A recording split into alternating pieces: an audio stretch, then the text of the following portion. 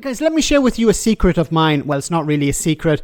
I have a weak spot for political fluff stories, those involving politicians that are either irrelevant or irrational, or as is the case with Nadine Dorries, both. So she was interviewed by the Telegraph about her loyalty to Boris Johnson or Nigel Farage. Which of them wins Nadine's heart? Have a listen to this. Do I stick with the Tories or do I join Reform? You join Reform, and But- no doubt. So are the Tories, you have said the Conservative Party is dead. Dead. Over. Gone. Why? Toast. When you decided to join Reform, we know Boris spoke to you. What did he say to you? Did he tell you he spoke to me? He has confirmed that he's spoken to you. For me, I will always be loyal to Boris Johnson. But, you know, I also am incredibly loyal to Nigel Farage. And he is the future. Nigel Farage has from me the same loyalty I gave to Boris. And whereas Boris vehemently tried to stop me joining Reform, that doesn't mean that we've fallen out or, you know, we can put the politics aside from the personal, because I know that Nigel and Reform are the future, and I know the Conservative Party is lost. She's in love with Boris Johnson. She should just come out and say it, okay, at this stage. Just say it. Be honest, okay? Put us all out of our misery. Okay, look, we have to go back a little bit in time, back to 2023.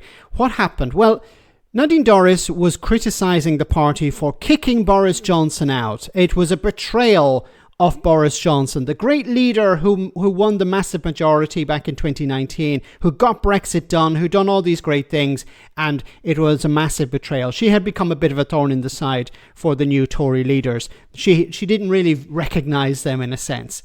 And of course, she was not doing her job as an MP.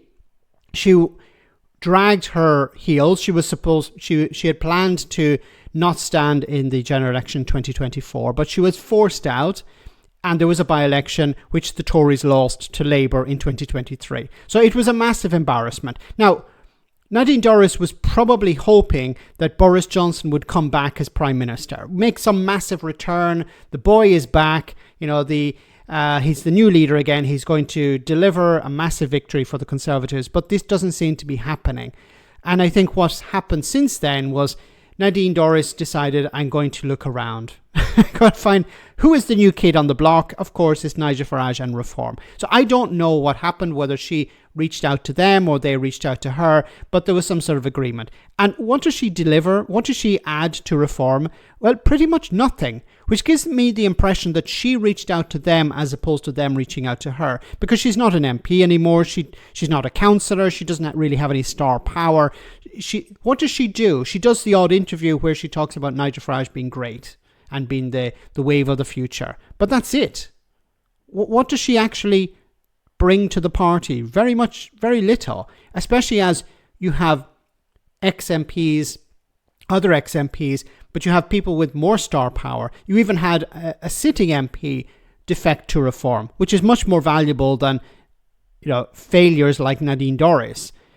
But I've said before, if Nigel Farage were to start to crumble somewhat and Boris Johnson saw an opportunity to come back, she would jump ship straight away. She would throw her support behind Boris Johnson. And I've said it's not impossible, but it's highly unlikely. At the moment, this could change. You know, a week is a long time in politics. 3 years is an infinity. But if Boris Johnson were to start some sort of campaign, I think Nadine Dorries would jump ship. She would abandon Nigel Farage. Sorry, Nigel, it's over. It was nice. The love affair was nice while it lasted, but my heart lies with Boris. Boris is the love of my life. And I'm going to jump ship back to him. And I think she would do that.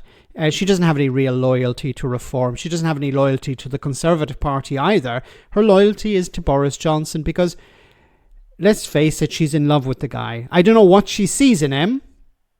I honestly don't know, but beauty is in the eye of the beholder. And would she bring anything to the Conservative Party under Boris Johnson? Not really. So she's not much use to anyone, but she may be, in her eyes, be a massive asset to Boris Johnson. Because what does she do for Reform? Very little. But she probably sees in her eyes, if I was side by side with Boris, we could be Prime Minister and Deputy Prime Minister, we would rule Britain the right way. Yes, it's maybe a sort of fantasy that you could read in one of our books. Let me know in the comment section, guys, what you think, and I'll see you in the next video.